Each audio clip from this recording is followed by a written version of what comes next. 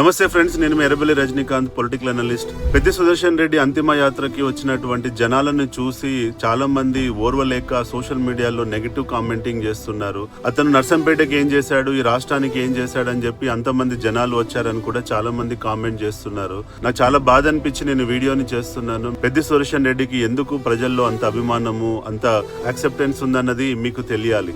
ఎప్పుడు కూడా ఒక లీడర్ ని గొప్ప లీడర్ గా ప్రజలు అభివృద్ధి చేస్తేనే చూడరు.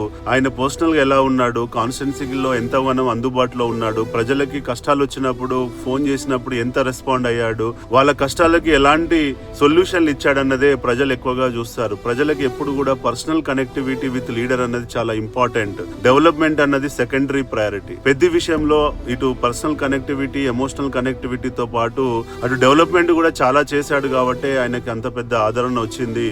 అసలు ఎందుకు ప్రజలు అతన్ని అంతగా ఆదరించారో నేను చెప్తాను, ఇప్పుడు వినండి.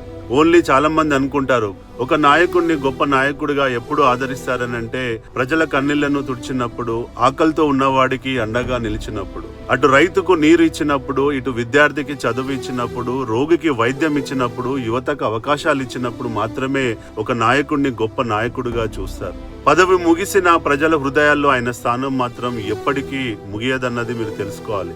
ఎందుకంటే గొప్ప నాయకులు చరిత్ర పుస్తకాల్లో కాదు, ప్రజల గుండెల్లో జీవిస్తారు.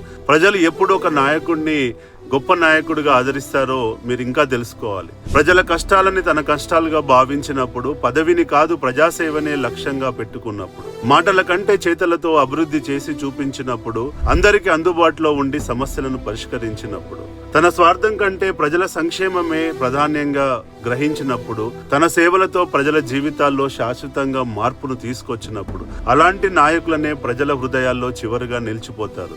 అలాంటి నాయకుడే మన పెద్ది సుదర్శన్ రెడ్డి గారు. కాబట్టి మీరు గొప్ప నాయకుడు కావాలి అని అంటే పెద్ది సుదర్శన్ రెడ్డి గారిని మీరు ఆదర్శంగా తీసుకోండి. అంతేగాని ఆయన ఏం చేశాడు అని మాత్రం ప్రశ్నించకండి. దయచేసి మీరు ఇప్పుడైనా ఆయనకు ఒక గొప్ప రెస్పెక్ట్ ఇవ్వాలి అన్నది మీరు గ్రహించండి. మీరు కూడా ఆయన లెక్క ఒక గొప్ప నాయకుడిగా తయారు కాండి. ఇంకా ఆయన అభివృద్ధి పరంగా ఏం చేశాడో నేను నెక్స్ట్ రీల్లో చెప్తాను.